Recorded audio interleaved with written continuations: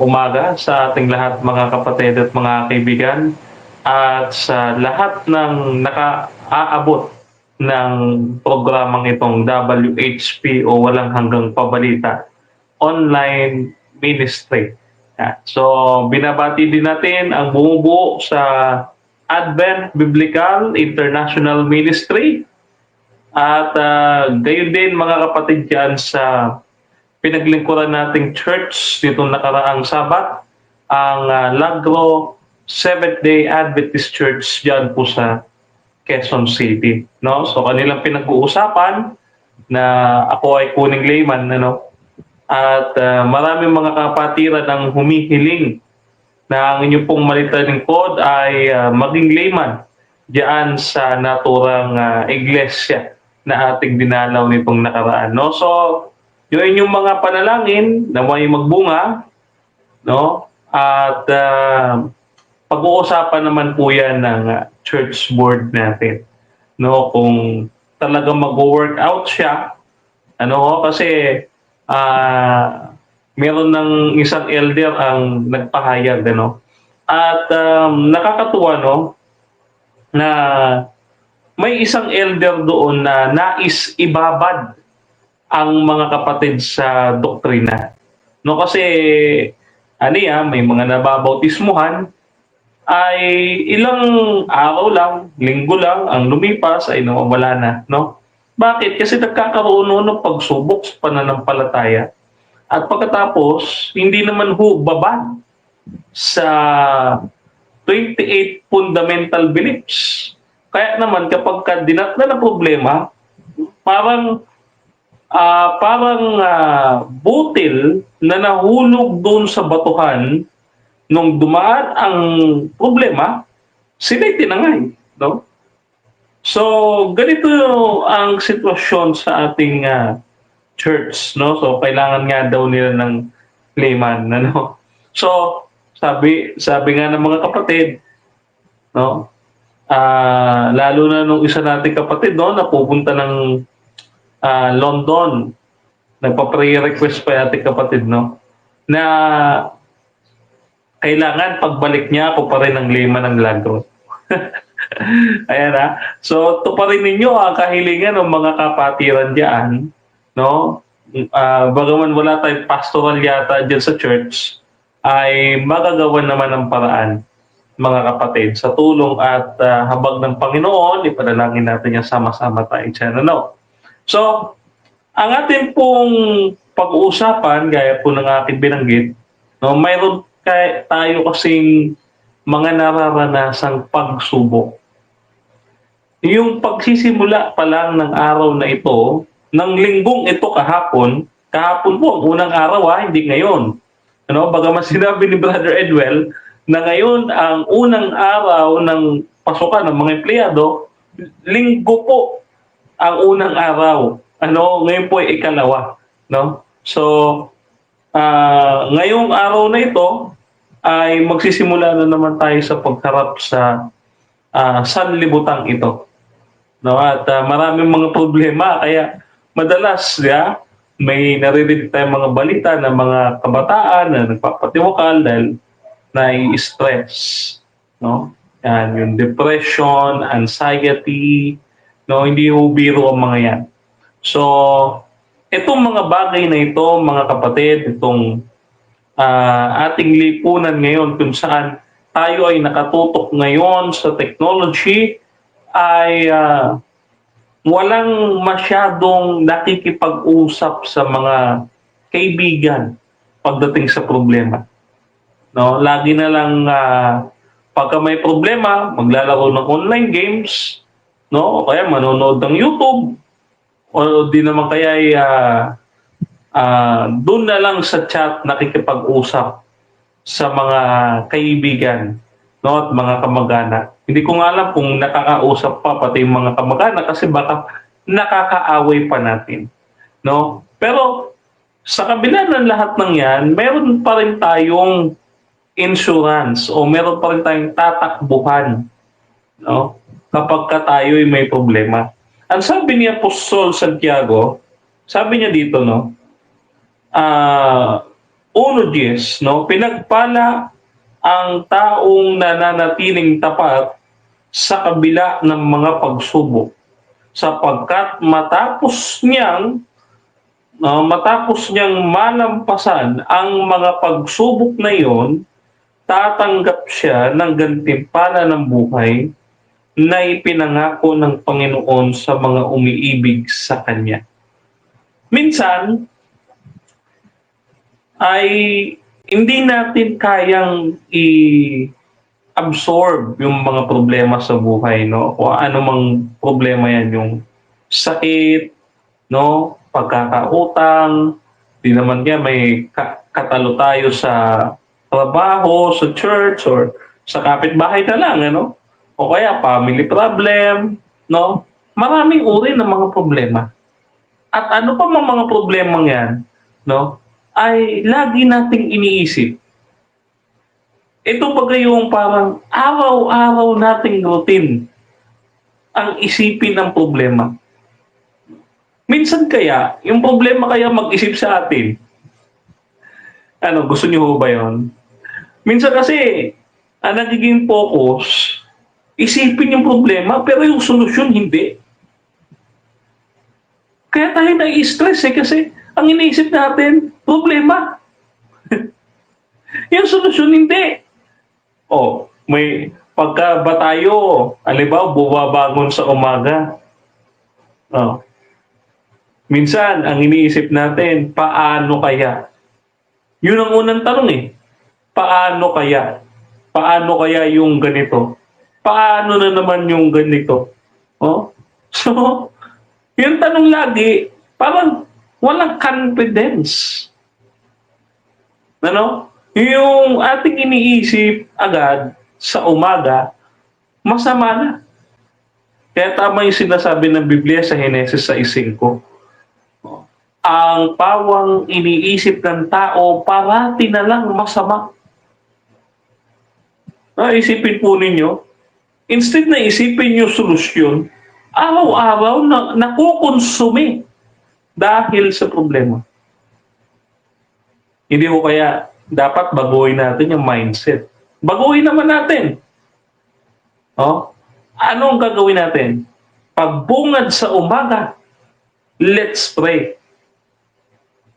Ano ipapanalangin natin? Hindi yung, Lord, bigyan mo po kami ng magandang buhay ng aming pamilya. Hindi ho ganun ang pananalangin natin. Babalik ta rin po natin. Paano? Ang daming kapatid na tumututol dito nung binanggit ko ito. Ano ang sabi? Ano papanalangin natin? Manalangin tayo ng problema. Bakit naman, Brother Denmar, mananalangin tayo ng problema? Kasi, pag maginhawa na ang ating buhay, at maganda ang daloy ng lahat ng bagay, ang tanong, naalala pa ba natin si Lord? Hindi na. No? Pagka maganda ang lahat ng bagay, dahil sa pagkaabala sa buhay na ito, hindi na natin naaalala ang Panginoon. Ganun kasama ang ating panahon ngayon. Kaya, babalik na rin natin, kaya ba natin, mga kapatid, mga kaibigan, na ipanalangin na mas maraming problema, mas maraming pagsubok ang padaanin ng Panginoon sa atin. Ang sabi ni Apostol Santiago, huwag niyong subukin ang inyong Panginoon sapagkat hindi nasusubok ang Panginoon. Pero susubukin natin siya. No? Hihingan natin siya ng problema. Bagaman hindi nagbibigay ng problema ang Diyos, tayo, pero hihingan natin siya upang pahintulutan niya ang problema. No? So tayo po kasi gumagawa ng problema. Alam niyo po bakit? Una, bakit po ba may problema? Hindi dahil sa Diyos. Dahil sa kagagawan ng ating maling pagpili sa buhay. No, minsan nga, May isang lalaki, no, si Eiko, no, si Eiko. Ah, ano ba yung kanyang palayaw, nakakalimutan ko. Pasensya na kay Eiko, pero I think mapapanood naman ni Eiko ito. Nung ako'y umuwi galing sa Angono Adventist Church, no, dahil pagod na yung inyong malitaling ko at talagang sama na yung pakiramdam ko noon 2 weeks ago, no, ay ako ay nag-book ako ng motorcycle taxi, yung mga Mobit, Angkas Joy, ay mga ganyan. So ito, ang bata pa nung aking nasakyang rider, 22 years old. No, sabi niya, brother, pwede mo ba ako pag-pray? Bakit? Kasi may problema ako eh. Ano yung problema mo, Paco? Bukod doon sa nag-aaral pa siya, ay may bata na daw siyang sinusustento. Ano ba sabi ko, kabata-bata mo. Pagkatapos, may susustento ka na. Paano nangyari yun? Nagkaroon kasi siya ng asawa at nung sila'y masunugan, sinisi siya ng kanyang asawa na kung bakit nasunog ang kanilang bahay. Hindi lang yan. Sinisisi pa siya ng kanyang asawa na nawala ang kanilang pera. At itong babaeng ito, ay sumakabilang bahay na. Kaya sabi niya, Brother Denmar, ako na lang yung nagsusustento daw sa kanyang anak. Mauuwi daw siya, 1,000. Okay na, pagka nakaabot siya ng 1,000, ano? So sabi ko sa kanya, no, sige, magkano ba yung ating usapan? Kasi nakalagay doon is 220, no? Sabi ko, total magbe-birthday naman ako. No, nung June actually June 14 no. June 15 yung birthday ko. Sabi ko sa kanya, sige, para makatulong ako sa iyo, inabot ako sa 300. No, sabi niya, malaki ho ito, sir. Hindi. Okay lang. Sabi ko sa kanya. No? Kung tutuusin gusto ko ibigay yung binigay sa akin ng church, ibibigay ko na rin sa kanya para makatulong lang din. No? Kasi ang ibinigay ng church at that time, pang-transport pabalik ay 500. Kasi ang hinihingi ko talaga mga kapatid, 1,000 pagka ako'y napunta sa church para sa transportation. Transportation, no?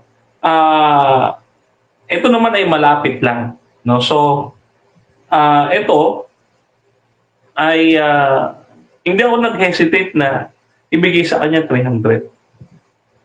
Kasi naawa ako sa kwento niya na parang ginamit siya ng babae. No? Ginamit siya ng babae para magkaanak. Pagkatapos, nung ginawa niyang prinsesa na halos pagka-uwi ng bahay yung babae, kakain na lang. No? Kakain na lang, hilata na lang, matutulog na lang. At pagkatapos ay, nung sila mawala ng pera, iniwan na siya. Nung kanilang inipon, nawala sa apoy. No? So sabi ko, ang laking ng problema. Kita po ninyo, ang pagsubok sa buhay, ang problema, hindi galing sa Panginoon. Maliwanag sa buhay ng ating kaibigan na aking ibinahagi ho sa inyo na ang kanyang problema ay nagmula sa kanyang pagdidesisyon, pagpili sa buhay na mag-asawa sa maagang edad. Kahit hindi pa tapos ang pag-aaral, nahulog, naging mapusok, nagkaroon ng anak, at ngayon ay single father na. No? So, sino ang gumagawa ng problema? Hindi ang Diyos. Tayo, dahil sa mali nating desisyon. No? So, balik tayo sa ating pinag-uusapan. Kaya ba natin mga kapatid na humingi sa Panginoon ng pagsubok? Kasi lagi nating hinihingi kaginawaan eh. Balik naman natin.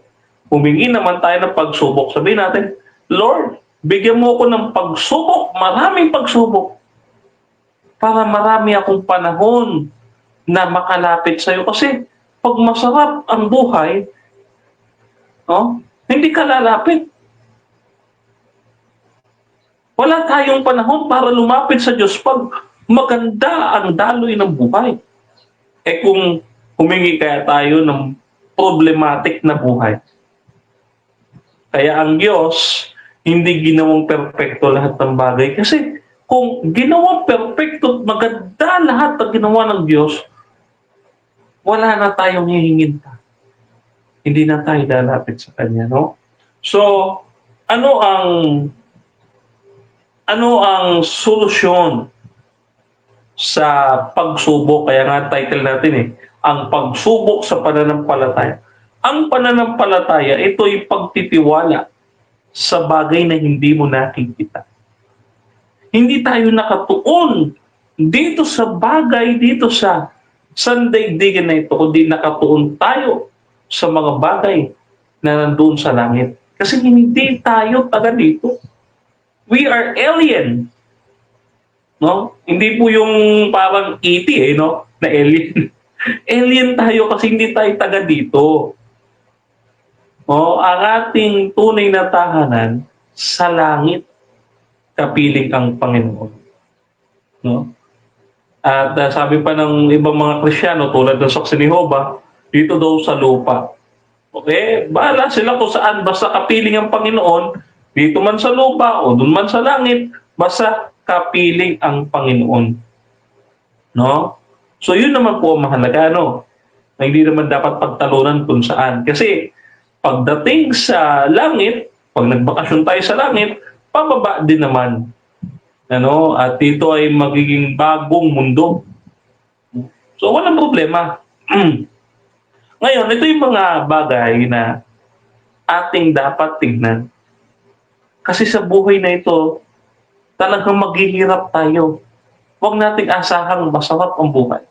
Kaya, pagmulat ng ating mga mata sa umaga, ang isipin agad natin problema. Bakit naman, Brother Denmark? Kasi, ang bubungad talaga sa atin, literal, sa umaga ay problema. Opo. Bakit? Ano ang almusal? Naku, ang sakit sa ulo niya isipin. Ano yung almusal? Ano yung tanghalian? Ano? Tapos, malilate ka pa sa trabaho. Ano? O kaya sa eskwelahan. Malay mo, meron kang assignment o project o exam, no? So, may mga bubungad sa atin, di ba?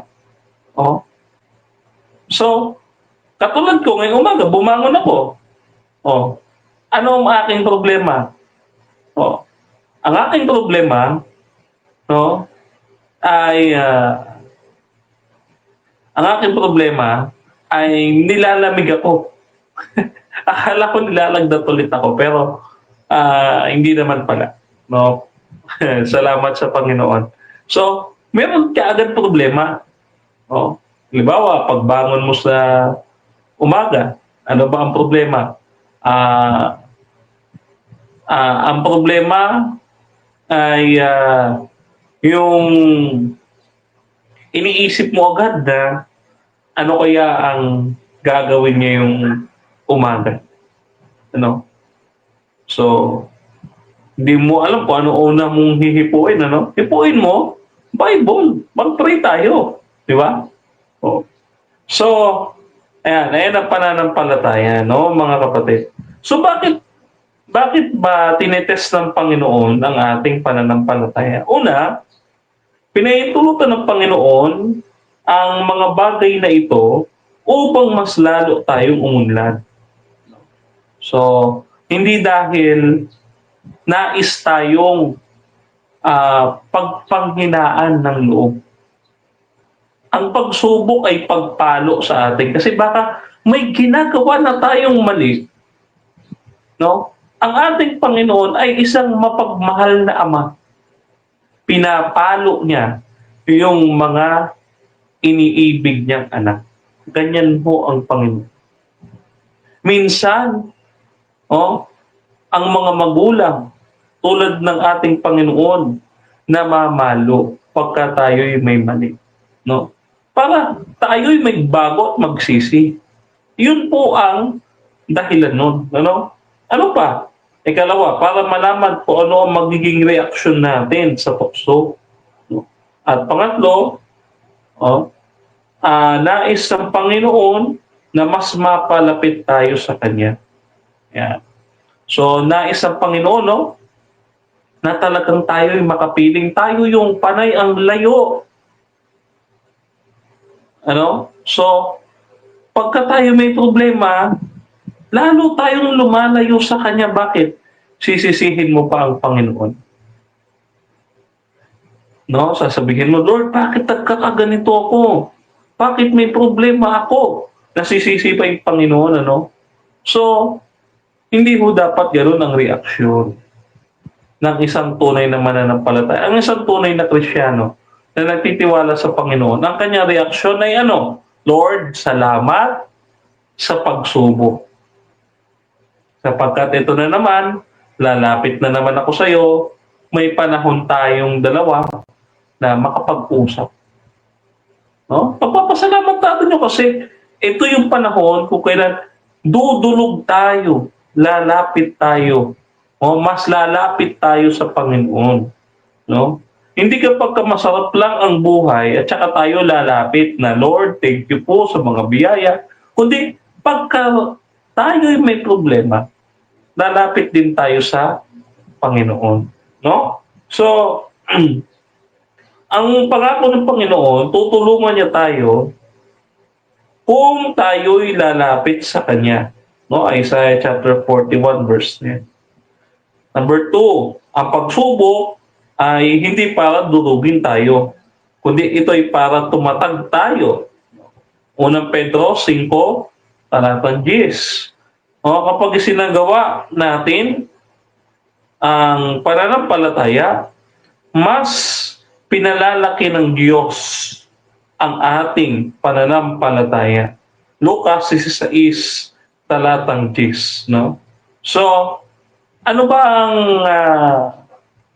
ang pangako ng Diyos? Pagka tayo may problema, hindi niya tayo bibigyan ng problema o pagsubok na hindi natin kaya. Bagkus tutulungan niya tayo to overcome that. Kasi siya ay overcomer. Basta tayo'y matutong magpakumbaba at lumapit sa Kanya na, Lord, hindi ko po kaya. Kailangan kita. Tulungan mo ako.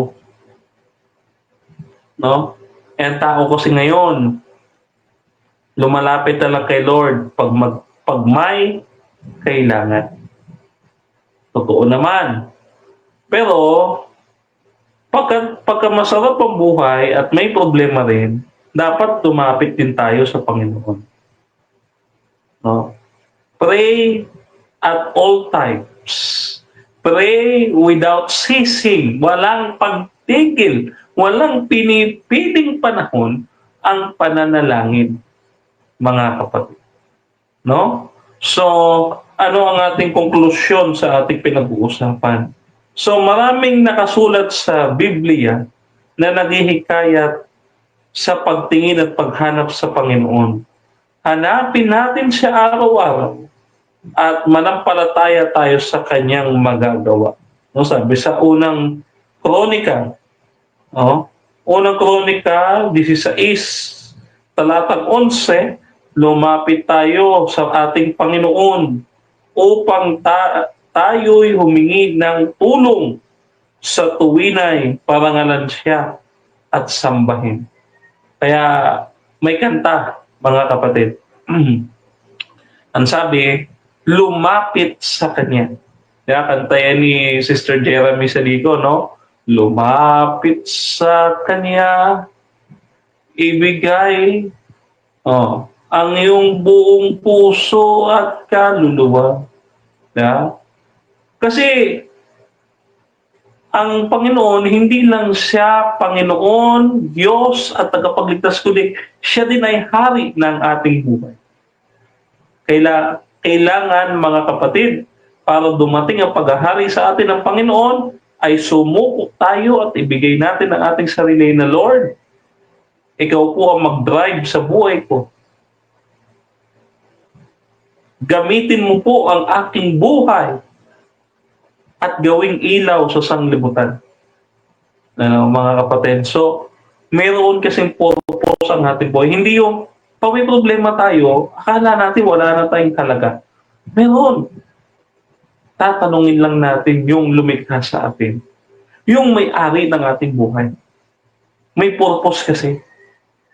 Kaya nga nung ako'y nag-Adventist, naging layman, nakapagbisita sa iba't ibang iglesia sa buong bansa, nagtatanong ako ngayon sa Panginoon, Lord, ano ang aking susunod na gagawin? Ano ang susunod mong plano? Wala pang tugon ng Panginoon. No? Wala pa siyang tugon sa akin. Hindi dahil sa hindi nakikinig ang Diyos, kundi pinaghihintay tayo ng Panginoon. Kasi minsan may panalangin na sagot na oo at hindi at maghintay ka. Kasi may tamang panahon sa lahat ng bagay. Hindi yan nag-aapura. Isa lang ang nagmamadali, ang pagbabalik ng Panginoon. Kaya huwag tayo magmadali. No? Ihanda natin yung ating sarili sa sa ating pananampalatayang ito, habang tayo nandito, kailangan nating ihanda ang ating sarili, lalo na sa pagsubok, kung paano tayo magre-react. No? So, sa kahuli-hulihan, mga kapatid, ipanalangin natin sa Panginoon na mas marami pang panahon ang ibigay ng Diyos sa atin na tayo lumapit sa Kanya, kasi masarap sa piling ang makasama si Jesus sa araw-araw. So, kaya more problems, more challenges, more trials to come, Lord. We pray. No, para lagi tayong lalapit. Huwag nawang gawin ng Panginoon na masarap ang buhay. Gawin niya nawang miserable ang ating buhay para lagi tayong lalapit. Para lagi tayong mapilit na lumapit sa Kanya. At maturuan tayo na maging mas malapit lalo sa Kanya. Kaya mga kapatid, tayo po ay patuloy na sumampalataya sa misteryo ng ating pananampalataya hanggang wakas. Sabi nga, magtiis hanggang sa wakas. Siyang maliligtas, no? Kaya tayo ay patuloy na maniwala na si Jesus ay namatay. Si Jesus ay muling nabuhay. At si Jesus ay muling babalik sa wakas ng panahon. Kaya kapatid at aking kaibigan, tayo po ay maghanda na dahil ang Panginoon ay malapit nang tumating. Napakalapit na, mga kapatid. Malay natin, sa kabila ng mga digmaang nandito sa mundo at lahat ng naroranasan natin, one day, uuwi na tayo sa langit na bayan. So, dalangin ko mga kapatid, magkakasama tayo sa langit at kayo yung aking makita doon na masaya, kapiling natin ang ating Panginoon. So, God bless po sa ating lahat at muli magandang umaga sa ating lahat, mga kapatid at mga